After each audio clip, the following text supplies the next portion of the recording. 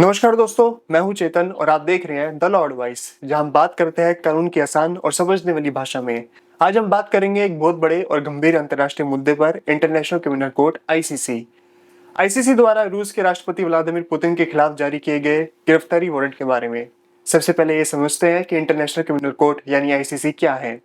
ICC एक अंतर्राष्ट्रीय अदालत है जिसका मुख्यालय नीदरलैंड्स के हैंग शहर में है।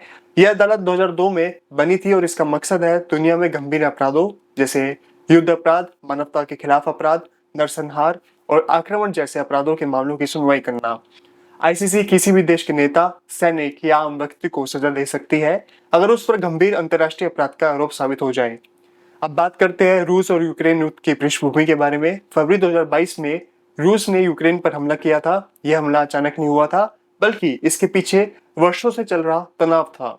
लेकिन इस युद्ध ने लाखों लोगों को प्रभावित किया, हजारों लोग मारे गए, कई लोग बेघर हुए और महिलाओं बच्चों को विशेष रूप से दर्द झेलना पड़ा। इस युद्ध के दौरान कई तरह के आरोप लगे कि रूस की सेना ने यूक्रेन में युद्ध के नियमों का उल्लंघन किया।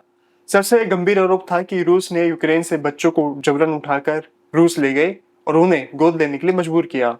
यह एक बहुत बड़ा अंतर्राष्ट्रीय अपराध माना जाता है जिसे युद्ध अपराध की श्रेणी में रखा गया है। मार्च 2023 में इंटरनेशनल क्रिमिनल कोर्ट ने इस आरोप के आधार पर एक बड़ा कदम उठाया। आईसीसी ने रूस के राष्ट्रपति व्लादिमीर पुतिन के खिलाफ गिरफ्तारी वारंट जारी कर दिया। कोर्ट ने कहा कि पुतिन व्यक्तिगत रूप से इस अपराध के लिए जिम्मेदार है, या तो उन्होंने खुद ऐसा आदेश दिया है या फिर इस तरह के अपराधों को रोकने में नाकाम रहे हैं। इसके अलावा आईसीसी ने एक और रूसी अधिकारी, मारिया लाबोवो-बेलोवो, जो बच्चों के अधिकारों के लिए राष्ट्रपति की आयुक्त है, उनके खिलाफ भी वारंट जारी किया है।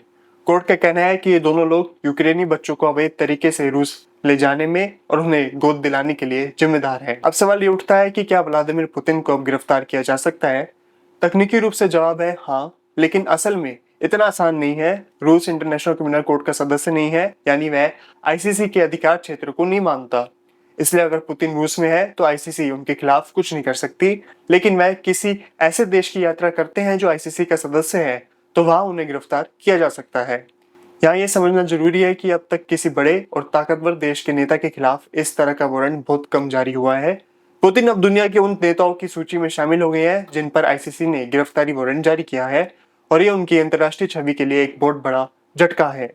इस गिरफ्तारी वारंट के जारी होने के बाद कई देशों की प्रतिक्रिया सामने आई है। पश्चिमी देश जैसे अमेरिका और यूरोपियन यूनियन ने इस फैसले का स्वागत किया है। उन्होंने कहा है कि युद्ध अपराध करने वालों को सजा मिलनी ही चाहिए, चाहे वो कितने भी बड़े पद पर क्यों ना हो।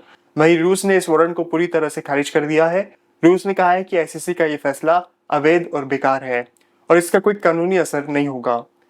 कई अंतर्राष्ट्रीय कानून विशेषज्ञों का कहना है कि भले ही पुतिन को तुरंत गिरफ्तार ना किया जाए, लेकिन ये वारंट एक महत्वपूर्ण प्रतीक है।